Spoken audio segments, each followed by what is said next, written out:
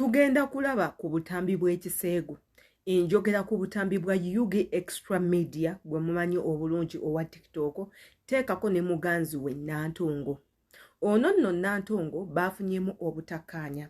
Kati n'ekyo kye kyabaviiriddeko okweweereza ebisongovu. Wano nno obutambi, ebifaananyi by'obwereere, audio note, amasimu ge beekubiranga, byonna ne bivaayo ku mitimbagano.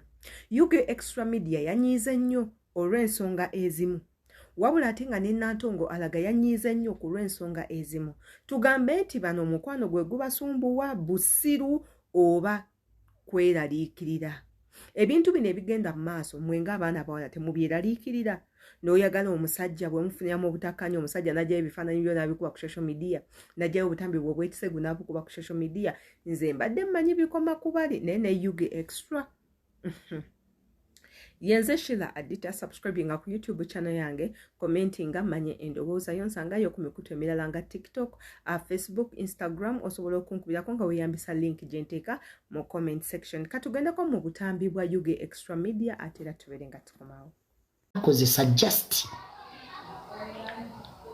ati wali mulundi gumu ne ngamba kangende n'okoma gwe kennyini Jackie okujjako nga mugambye musege wammwe ne yeddako Jackie njaswaza Nantongo akulukute wansi akwate mu lubuto mwe yajja abaana be awulire nga mulimu omwana omulala. Nantongo tomanyiira. Nantongo gw'omusabirizi, omunoonyi w'obuyambi, omunaku n'abanaku, n'abakyafu, n'abatanaaba, nafutushubishi, togezanga n'omanyiira. N'abakyafu. Temunawulira muwulire. Video call temuli filter. Indikala nditona yene kamera. Nalalo obulwadde wano mu kifuba simanyi bulwadde ki. Obulwadde ogenda bumanya. Ogenda bumanya. Nembikola kati netunene bajjanja bakaawo kati sene nezinzigwako ningamba oba biki mponye nendabanga awonye bannange obulwadde ne bwanzizeemu buto nga sente namala dozolo nayinona bakanzi baana akawala waliwo akawala kenali nkola nako wano nikabba ebox yange gye nali nsevingamu ssente empitirivu nenziramu ebyo bya poliisi biki kati bambi bye mbaddekaawo ku TikTok naye atirage ensanyusa okulabye. Wandabanga serebuwo, wandabanga sitaawo. Nokozesa advantage eyo. Ey'okunkwana sikwanangako. Njagala oyogera ebintu ebirimu amagezi. Ate nkugamba bwe nti, just nkozeko katono nnyo bwe nti, nga sinnakwambula bwe nti, so sekulagako gy'ozova. Tugenda. Ebyo nno bwe byatuuse ku Nantongo, tugamba Sophie Nantongo, bwe byamutuuseko nti omusajja agenda kubanga ata obutambi bwe ku social media. Ono nno teyalonzeza, teyatidde, teyabaddeko ku panic yadde n'omulundi n'ogumu, teyayombye, wabula n'amugamba bute.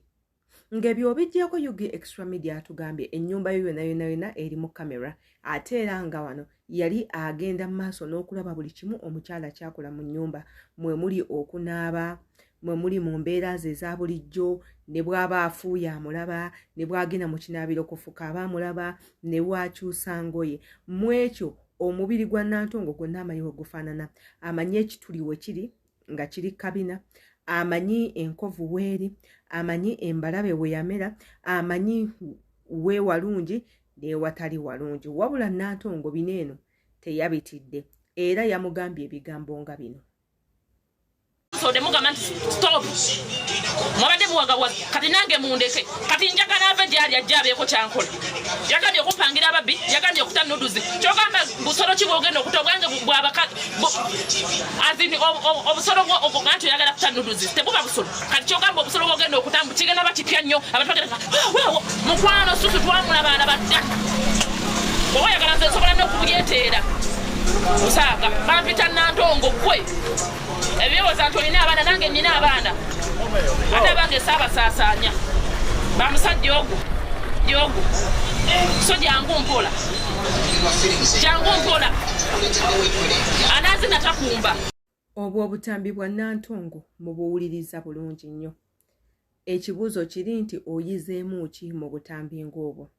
Bannayuganda bangi nnyo bavudde ne babuwaako endowooza era abatiktokas ab'amaanyi omuli Sheila Price omuli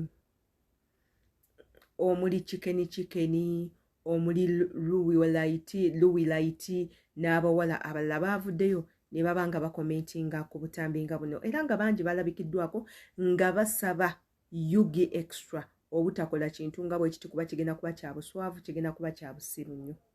Wabula Yugi Extra Media n'agamba ate mumukomako alina okubanga asomesa omuwala ono essomo obutaddamu kumumanyira yadde n'omulundi n'ogumu.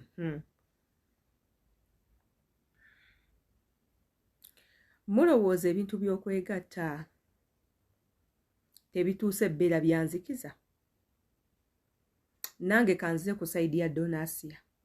Mulowooza ebintu by'okwegatta tebituuse kubanga tubikolera mu nzikiza? Kubanga abasajja banene engeri gye mubalabamu, engeri gye tubalabamu si bwe batyo bwe bali. Bantu babi nnyo, bantu bajoozi, bantu batemu nnyo. Omusajja asobola okutekinga advantage gy'oli n'akukozesa n'amala n'akuswaza ensi yonna. Abamu bagenda kwebuuza baba bakikola nga bafunamu ki? Bayinza okuba nga kibanyumira kye kisooka, ng'omulala ayagala kulaga bulazimaanyi nti alina amaanyi olaba naawe akwambudde, omulala ng'akikola ku passinga time, omulala akikola talina nsonga, omulala ayagala kulaga maanyi nti nze ndi wa kabi.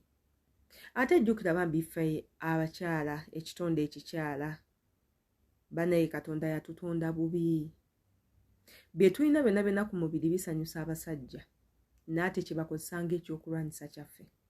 Nti omusajja osobola okukwata ebifaananyi bye n'obiteeka ku social media, ffe abakazi ne tubiyitako ne tutabiwa nnyo budde, ne tutamusaasaanya nnyo, ne tutamumonkinga, ne tutamubeerako nti tumwogerako nnyo kiri awo.